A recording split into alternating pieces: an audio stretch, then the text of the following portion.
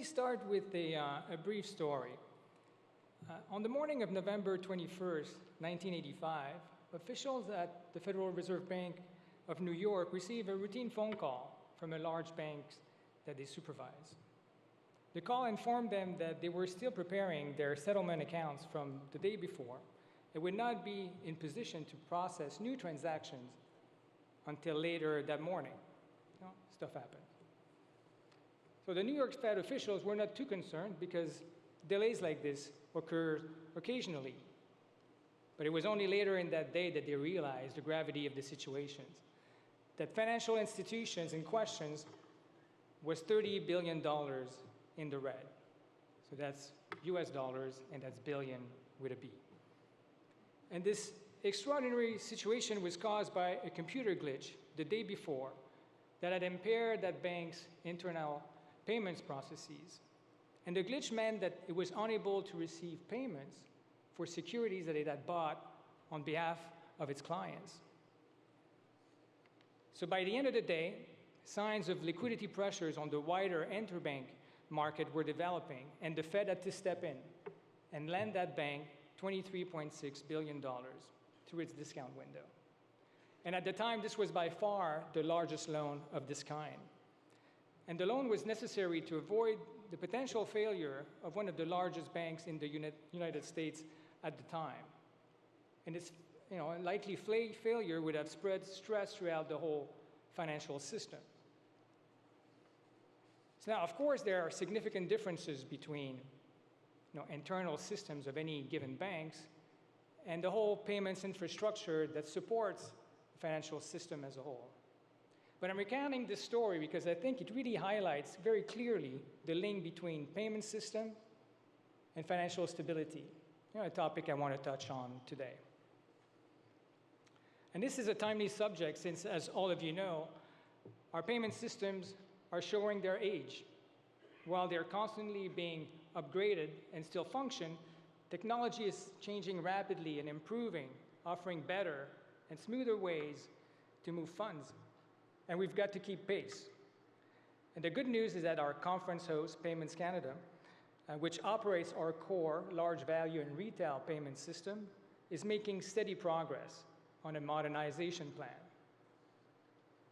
And so the goal is to develop a payment system that is fast, flexible, and secure. And we want it to be fully integrated and aligned with global regulatory standards and become a platform for future innovations. And this modernized system will certainly lead to gains in efficiency. And it will also, and this is of the utmost importance for us at the Bank of Canada, strengthen the stability of the financial system. While problems such as the one I just described are rare indeed and have never occurred here in Canada, we still need to be vigilant and keep improving our systems. Now, because the bank is responsible for promoting the efficiency and stability of the financial system, which, by the way, includes oversight of core payment systems, we're working closely with Payments Canada on the modernization plan. And our staff of experts are involved in providing inputs at all levels. And I have confidence that with the collaboration of the bank, industry participants, and other stakeholders, that the modernization program will help strengthen the stability and efficiency of our financial system. So today I want to focus on the payoffs from payments modernization for financial stability. So this is a benefit that, to my mind, is often overlooked because we tend to concentrate on efficiency, how fast we can move payments. So what I want to do is set the stage first by discussing the main risks that participants face in payment system. And against this background, I'll focus on designs for payment systems that address those risks, as well as the demand for greater payments efficiency. Given we're from the bank, I want to circle back and discuss why this is important for the bank's conduct of monetary policy. Okay, so that's the goal. All right, so let me start by first taking you back again to 1985, the year that computer glitch occurred.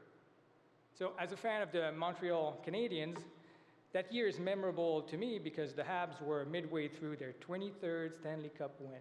Yeah, 23rd. with a rookie named Patrick Roy in front of the net. So I know I'm in Maple Leaf territory here, but I'm sure there are some Habs fans here too. And I think, and I think tonight we all have to be Ottawa Senators fans, because I think it would be great to have a Canadian team representing us in the Stanley Cup, giving the importance of this year for the country. So in 1985, Payments Canada's retail payment system, the ACSS, the Automated Clearing Settlement System, was also in its rookie year. Okay, and it's 33 years old, and I kid you not, that's Patrick Roy's number. So the system still processes some 30 million retail transactions a day. Payments clear in ACSS are then settled on a multilateral net basis the next day in our large value transfer system, or very cleverly named LVTS. So despite its age, the ACSS is still performing reliably, but so was Patrick Roy, but he retired in 2003. The LVTS, which was introduced in 1999, is also showing its age. It's the core of Canada's national payment system. Transaction in the LVTS ultimately settles on the book of the Bank of Canada at the end of the day. And one of the great things that Payments Canada did is change the name, and now it's going to be called Links for agility, and I think it's a great innovation. So modernizing our core payments infrastructure, needless to say, is long overdue. Payments Canada has set out a roadmap for modernization that includes changes to both LVTS and ACSS, as well as the introduction of a real-time retail payments. Now, needless to say, this is an ambitious goal, but Payments Canada has developed a credible staffing plan to achieve it. It has also hired the services of a well-established consulting firm with expertise in payments to help manage the complexity of this process. And we all expect it'll take several years to complete it.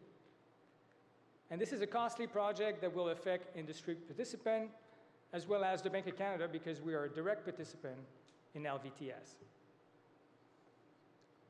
But these changes will bring our payment system in line with state-of-the-art system introduced abroad. Indeed, recent research by Payments Canada, as well as the bank, documented that 19 countries have made major changes to their core payment system since 2004. And these countries face the same challenges we're now facing, right? So for one, adopting new technologies can be daunting. Given the rapid pace of technological change, designing with an eye towards the future is critical. Modern systems must be flexible, adaptable. For example, newer systems are modular in nature, meaning that specific functions are built into separate modules, so therefore helping adaptability and flexibility. As I mentioned, both of our core payment systems have been upgraded several times since their respective launches. But their legacy architecture often makes it difficult to introduce new features that would facilitate a more modern approach to risk management. So I'll give you an example. All these systems are written in COBOL, an old sort of inflexible programming language that is no longer in use instead of in these legacy systems. So maintaining or changing these systems using COBOL is pretty challenging. Just recruiting people that know this language is challenging. And this risk management approach is important because payment systems are exposed to various types of risk. And let me go through in a little bit more details here. For instance, a payment may fail to settle because an institution is unable to fully meet its financial obligations when the payment is due, or at any time in the future, therefore introducing credit risks. And as we saw in the example of the bank with the computer glitch, operational risk can also introduce gridlock in payment system. Payments are also associated with liquidity risks, which arises because an institution may find itself temporarily short of funds to make a payment at the time needed. But more broadly, and maybe more importantly, because participants in certain payment systems are highly interconnected, systemic risk can arise when the inability of one institution to settle a payment produces a kind of domino effect, or what we call financial contagion, triggering a similar inability at other institutions. And this is one of the key points I want to underline here today, so let me repeat it in French.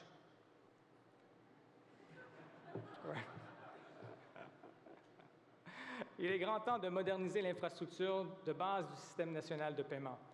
Les systèmes de paiement sont exposés à divers types de risques. Par exemple, le règlement d'un paiement pourrait échouer si une institution est incapable d'assumer l'intégralité de ses obligations financières au moment où le paiement est exigible ou à tout autre moment dans l'avenir, ce qui constituerait un risque de crédit. En raison de l'interconnexion entre les participants à certains systèmes de paiement, un risque systémique peut survenir lorsque l'incapacité d'une institution à régler un paiement produit une réaction en chaîne en provoquant la même incapacité chez d'autres institutions. La modernisation est un projet coûteux, mais elle permettra à nos systèmes de paiement de soutenir la comparaison avec les systèmes de pointe mis en place ailleurs dans le monde. Okay, let me switch back to English. So, systemic risk, financial contagion. Now, financial contagion is intimately related to the concepts of market failures and externalities that are present in certain payment systems. A bank that defaults or experiences a technical failure will not bear the cost of these events on its own. Other financial institutions will also be affected. Such externalities can lead to decisions that are suboptimal from a social perspective. If left to the private market alone, both theory and experience show that the resources devoted to the safety of payments systems may be less than is socially warranted. And this raises the possibility of operational liquidity and credit risks. And to guard against this possibility, central banks are typically mandated either with operating or overseeing their country's main payment systems. And an important aspect of designing payment systems is developing infrastructure that can appropriately address these sorts of credit, liquidity, systemic, and operational risks. And in addition, because of their systemic importance, high-value payment systems like our LVTS must be designed to ensure their safety and reliance. So, now that I've alarmed some of you by enumerating all the risks that are present in payment system, let me reassure you that the Bank of Canada has in place strict risk standards that Canada's core payment system must meet. In addition, payment systems have evolved through the years to mitigate these risks a little bit on their own. In high-value payment systems, this evolution reflects the fact that increasingly large sums are transacted every day. So take our LVTS, for example. $175 billion are processed daily, so clearly a large sum. So one of the big concerns for central bank is the potential for payment system to put financial stability at risk through the exposures that participants might have to each other. So in response, many central banks have adopted real-time gross settlement, or RTGS, systems. And these systems eliminate credit risk between participants by requiring the final and irrevocable settlement of each payment. Now we have other systems. So if we contrast them, deferred net settlement system, or DNS, are typically designed so that payments are settled periodically on a net basis, usually at the end of each day. In this case, credit risk still arises in these systems because an institution may fail between the time a payment is made and the time the payment is settled. As a result, in most jurisdictions, the main large value payment system operates as an RTGS, although many retail systems and even other secondary wholesale payment systems may operate on a DNS basis, as in the United States, for example. Research conducted at the New York Fed a few years ago shows that while only 3 countries had RTGS system back in 1985, 20 years later, that number had increased to 90. So from 3 to 90, a big jump. However, as is typical in economics, there are trade-offs, and in this case, between credit and liquidity risks. Because each payment must be settled on a gross basis, RTGS systems are costly in terms of liquidity. An institution needs to have the necessary funds on hand or must be able to borrow them before it can make a payment. If the cost of liquidity is high, financial institutions have an incentive to delay making payments, waiting until they, in turn, receive payments from other institutions, so introducing this type of gridlock. While credit risk is higher in DNS system, the liquidity requirements are lower since payments are settled on a net basis instead of a gross basis. Over time, however, hybrid systems that combine the best of the RTGS and DNS systems have emerged to achieve a better trade-off between credit and liquidity risks. Our LVTS system has a unique hybrid framework. As in DNS system, payments are settled on a net basis at the end of each day, thus economizing on liquidity needs. But the system also shares features with an RTGS framework, since payments are final and irrevocable. The finality of payment is achieved through a pool of collateral from participants, institutions that cover the single largest possible default. And then a residual guarantee from the Bank of Canada fully protects against any remaining credit exposure. So you can think of the bank's guarantee as a form of disaster insurance, since the probability that more than one of our large financial institutions may fail on a given day is, of course, extremely remote. This design has the benefit of providing payment finality in a collateral-efficient manner, although at the cost of the public bearing a contingent liability. While this approach was appropriate at the time the LVTS was created, international experience has shown that other hybrid systems can also provide efficiencies and finality without the need of a public sector backstop. So we envisage that the new high-value payment system that will be deployed as part of the modernization plan will be a fully collateralized default-or-pay system. While we're ready to consider different designs consistent with this vision, an RTGS system with liquidity savings mechanism may provide a relatively simpler and well-tested framework. Okay, so I talked a lot about financial stability. What about efficiency? Naturally, end users of payment systems care not only about the resilience and security of the system, but also about its efficiency. The desire for greater efficiency is particularly acute for retail payments. Customers are more demanding than in the past. They're looking for more convenient and cheaper access to financial services that are well integrated with the rest of their online activities. We've seen an explosion of innovations that are making it easier and faster for parties to exchange payments, both at point of sale and online. You can think of PayPal, Interac, e-transfer, and Apple Pay are just three examples. To be in tune with these innovations and with consumers' expectations, a modernized retail payment system will need to allow more open but risk-based access that will promote innovation and improve end-user experience. Designing an efficient retail payment system that fulfills these needs and expectations is essential because the volume of transaction flowing through it is so large. And that puts a premium, of course, on efficiency. However, since the values of the transactions are relatively small, the risk that a failure in any one participant will trigger then financial contagion is more remote than for a large value payment system. But even so, disruption in retail payment system can still bring about important losses to the economy. And to address this risk, the ACSS was recently designated a prominent system and is now overseen by the Bank of Canada. But failure to keep pace with user expectation may lead to the adoption of potentially unregulated forms of payment that could end up posing risks to the economy as they grow over time. Now, let's circle back to monetary policy. What does this all mean for our conduct of monetary policy?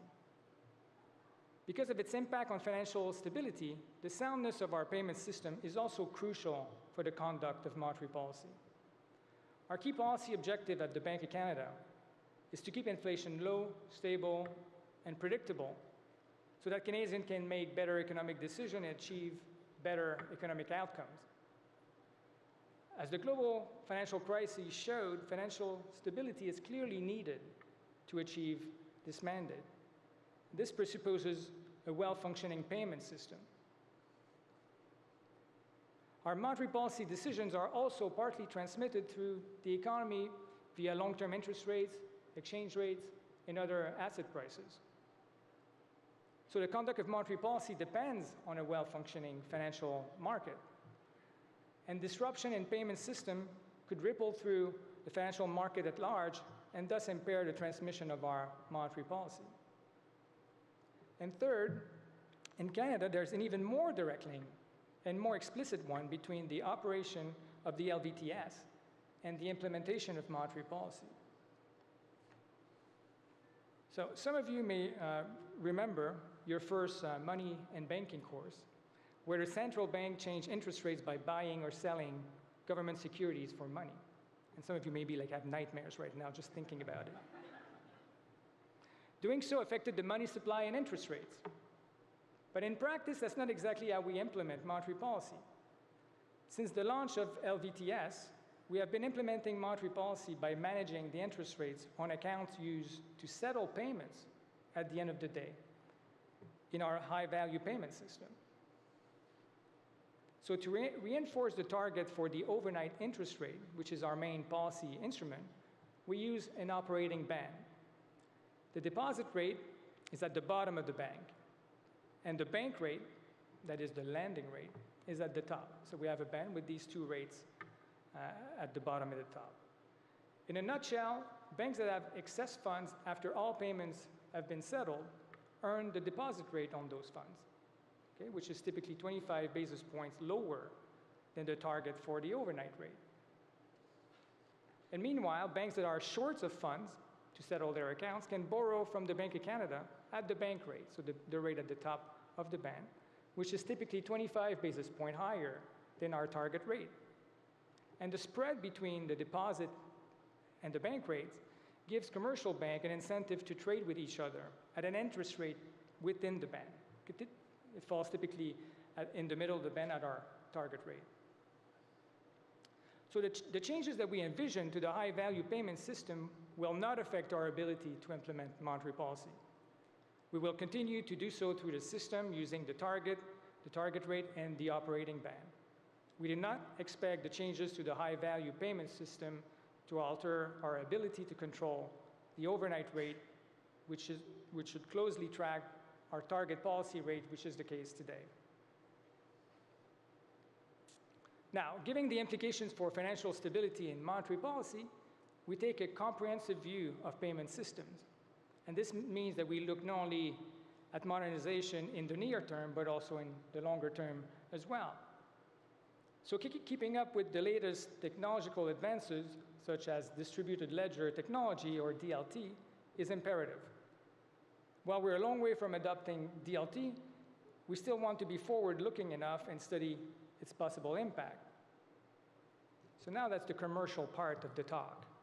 So later today, you'll be hearing about an experiment called Project Jasper that we've embarked on with Payments Canada and a number of Canadian financial institutions. To investigate the cost and benefit of a high-value payment system based on DLT in the interbank market, we set up a payment system to run experiments in a lab environment. So while our project is still in infancy, there is still no better way to understand the technology's strengths and shortcomings than to work with it in a controlled setting. So for more information on Jasper, you can check out the paper that will be posted on our website later today, and I really urge you to attend this session later today. So let me wrap up here. Modernizing system with technological advances and other changes in the payments environment are occurring at such a fast pace is not only challenging, it is potentially paralyzing. the fear of adopting systems that quickly become technologically obsolete is just natural. However, we also know that inaction is not without cost. And more importantly, the modernization process provides a truly amazing opportunity to reshape an essential part of our financial infrastructure, and that for the benefit of all Canadians. As I've explained, the Bank of Canada is closely involved in all aspects of this transformation. Making payments more efficient and secure will benefit us all. And again, let me repeat this important point in French. La Banque du Canada participe de près à la modernisation des systèmes de paiement du pays, et rendre les paiements plus efficients et plus sûrs profitera à tous les Canadiens.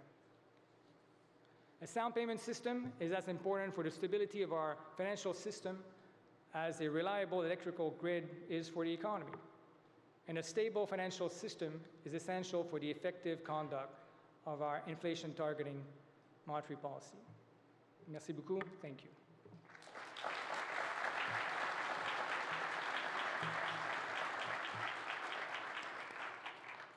As we mentioned, he has agreed to take your questions. If we see you up at the microphone, we'll come right out to you, so make your way there. I've got one quick question just at a kind of high level, and that is, as the modernization talk goes, there are non-regulated players that are in the mix. What's your thinking about how they fit in, allowing for innovation, but also keeping your mandate together? Yeah, so, I mean, what we're concerned with is really, I guess mostly systemic risk.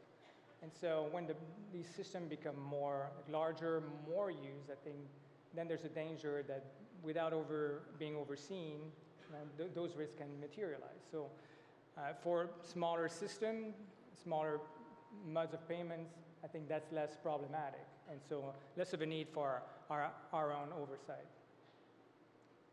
Question out here? Thank you. I think the moderator may have taken part of my question, but I was really wondering whether the Bank of Canada envisioned, with the new modernized system, allowing more direct access. As you know, we have a very strong delineation between indirect and direct clearers in the current system. Yeah, this is something we'd like. This is something we're currently revisiting, to be honest. So we don't have like a set view. I think our view is that we'd like to have a broader access that is risk-based.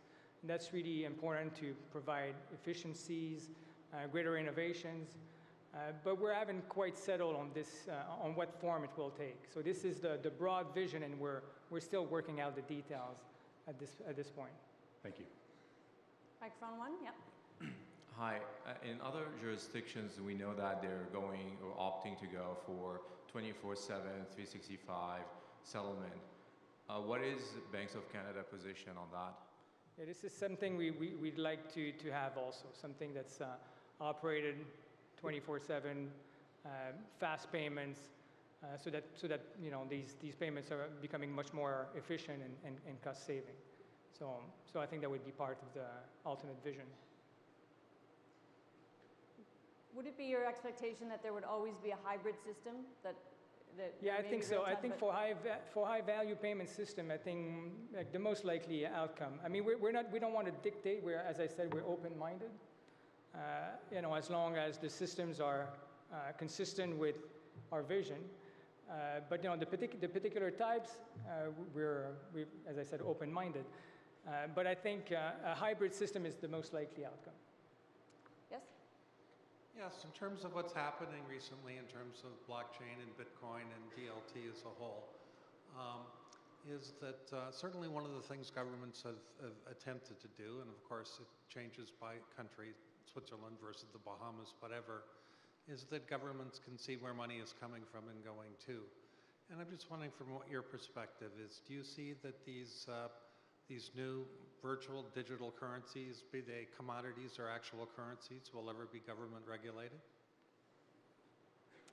I think there's always a need for, at this point, for a country's currencies because of problems with lenders of last resort. And I think there's no better means than having a central bank as a lender of last resort. So I mean, how these technologies will evolve over time, we'll see. For sure, I think what's coming out of this particular work is that DLT, I mean, we still have more hurdles to pass to be able to implement it in a high-value payment system. But I think what it also shows is that there are some tensions between having a transparent, decentralized technology like DLT would provide, and maybe the need for more privacy in high-value payment system. And so, you know, we're learning about that as we go along with this project. Thank you. Is it your expectation that stability will increase as the real-time nature increases? Well, yeah, I think I'll strengthen in terms of maybe minimizing operational risk. I think the system we have at the moment is still, provides finality and is irrevocable. And we have, the only thing is that we provide the guarantee, a residual guarantee to make sure that there's, that the finality of payment is achieved. I think this could be achieved now through a different system, an RTGS system for sure, with liquidity saving mechanism would achieve something similar. That's the experience that we get from many other jurisdictions. Yes? I like your wish list of a 24/7 defaulter pay fully collateralized and 24/7. I'm just wondering how you reconcile all three of those and not introduce too much payment risk, given that we expect as modernization takes hold, greater values will be flowing through both systems. I'm just wondering what your thought is on reconciling those three. No, I think that, we'll have, we have strict, again, risk-based standards that will be implemented to make sure that, the risk is consistent with what we're ready to bear. And so I don't see really an inconsistency really between the two. And for sure, for the high-value payment system, the fact that we'll have, defaulter pays system and cover all system, I think that's going to remove all this potential for credit risk. So we're not too worried about that. Yes? Hi, just wondering if the bank will consider a public-facing digital currency. Well, digital currencies are, again, I don't think they're not in our near future. You could sort of see some benefit from having digital currencies. We're facing constraints from the zero lower bound when we implement monetary policy because, the interest-bearing assets are cohabiting with money. And so having a digital currencies would remove, in theory, the constraints from the zero lower bound and would make it easier to implement monetary policy in an environment where interest rates are very low. But I don't think this is in our near future. And the other thing to take into account, I think, is that Canadians are attached to their currency and they're still transacting a fair amount with cash. And, we're cognizant of that. We've talked about the fact that some countries are ahead in modernizing parts of their system. Are there any that you look to as a model for Canada? Well, I think it's more as a whole. I think that the experience as a whole is revealing. What have they been using? So most of them, for instance, have, again, introduced RTGS systems with liquidity savings mechanism, the vast majority. They've introduced real-time retail payments. So I think you can learn a lot from that experience as a whole. And so, we're coming a little bit at the tail end, but the benefit of that is that we have the experience from others to study. Yes? You started your talk about with a story about the glitch in 1985, and I think you've addressed the issue of legacy systems contributing to operational risk and perhaps worse things.